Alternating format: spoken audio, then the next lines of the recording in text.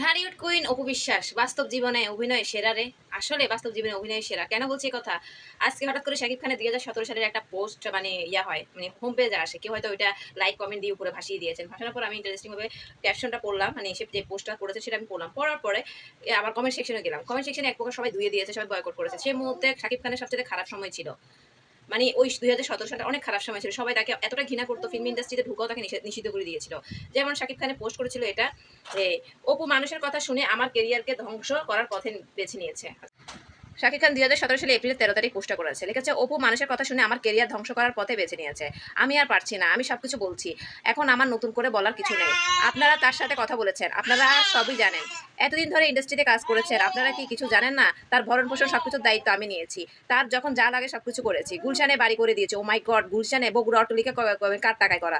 শাকিব খান তো অনেক কিছু দিয়েছে, বসুন্ধরা ফ্ল্যাটও কিনে দিয়েছে। ও মাই গড! আসলে অপু বিশ্বাস তো মোটামুটি বড় লোক, সব হয়েছে শাকিব খানের মানে অবদান। অপু নিজেও বুঝতে পারছে না আমার কেরিয়ার ধ্বংস করতে চাই একটা গ্রুপ। তারা চায় আমি যেন ফিল্মে না থাকি, ফিল্ম ছেড়ে দিই। অপুকে তারা ট্যাপে ফেলে এই কাজটা করে যাচ্ছে। আমি আর পারছি না, আমার কেরিয়ার ধ্বংস হলে তো খুশি, তাই না? ঠিক আছে, তাহলে আমি ফিল্ম ছেড়ে দিব। আপনারা তো দেখেছেন এর মাঝে কিন্তু কমেন্ট সেকশনে শাকিব খানকে তুলাধুনা করে ফেলেছে এক প্রকার। আপনারা চাইলে চেক করে আসতে পারেন, মানে পাবলিক এতটা ঘৃণা করতো এই অপু বিশ্বাসের কারণে। 2017 সালে অপু বিশ্বাস চাইছিল যে শাকিব খানের কেরিয়ারটা একদম ধ্বংস করে দিতে। যদি শাকিব খান এখন যদি সুপারস্টার মেগাস্টার বা এই পর্যায়ে যদি না যাইতো, হ্যাঁ ভাই, বুবলি যদি তার হাতটা না ধরতো, এখনো কিন্তু শাকিব খানকে সে পাত্তাই দিত না, এখনো পর্যন্ত ইন্টারভিউতে শাকিব খানের বদনাম করতো। এই আর কি। রনি এনসি বুঝছেন, একটা কমেন্ট করছে, কমেন্ট আমি দেখাই। রনি এনসি কমেন্ট করেছে, বাংলাদেশ ফিল্ম ইন্ডাস্ট্রিতে এমন কোনো মেরুদণ্ডওয়ালা অভিনেতা পরিচালক কি নেই যে হারামজাদাটাকে কানের উপর কষে একটা চর মেরে ফেলবে? এই কুলে তোর যেন আর না দেখি। মানে এই বাংলাদেশে এই শুয়োরটা বারবার বলছে তারা ছাড়া বাংলা ফিল্ম ইন্ডাস্ট্রি অচল। এবং ইনিয়ে বিনিয়ে ও বুঝাচ্ছে ইন্ডাস্ট্রি টিকিয়ে রাখার জন্য এই শিশু বাচ্চাকে গৃহবন্দী করে রেখেছে। মানে আবরাম খান জয়কে শাকিব খান গৃহবন্দী করে রেখেছে। যাই হোক, তার সব হারামিপনাকে সে আর কিছুক্ষণ পর দেশে সেবা বলবে।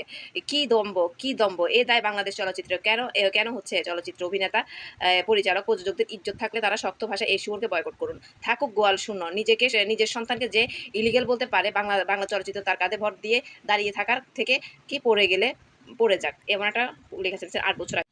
দেখেছেন কত অখাদ্য ভাষায় তাকে যে গালি গ্লাস করেছে। আমি জাস্ট একটা কমেন্ট তুলে ধরি, সবগুলো কমেন্ট তুলে ধরলে সারা রাতে শেষ হবে না, এতগুলো কমেন্ট, এত গালাগালি করেছে। কি শাকিব খান, আপনি কি ভুলে গিয়েছেন আপনাকে মানুষ অপু বিশ্বাসের জন্য শুয়োর, কুত্তা, বিলাই, জানোয়ার সবকিছু বলেছে, জাস্ট আপনাকে বয়কট করার জন্য। এই অপু বিশ্বাসের জন্য অপু বিশ্বাস এটা গ্রুপ সিন্ডিকেট করেছে যেন আপনাকে ধ্বংস করে দেয়। মানে এখন আপনার ভালো একটা অবস্থান শেয়ার মাই কিং লেখে, সেই মহিলার নির্লজ্জতা শেষ সীমানা চলে গেছে। আপনার যদি মনে থাকে এই মহিলাকে এখনই বয়কট করে নিজের শক্তপোক্ত অবস্থান করুন। আর বুবলির সাথে যে সংসার করতেছে, বুবলির সাথে যে এখন আপনার ভালো সময় কাটাচ্ছে, এগুলো প্লিজ পাবলিশ করেন। আর না হলে পাবলিশ করে দেন, বুবলির সাথেও কোনো সম্পর্ক নেই, নতুন কাউকে নিয়ে সংসার করেন।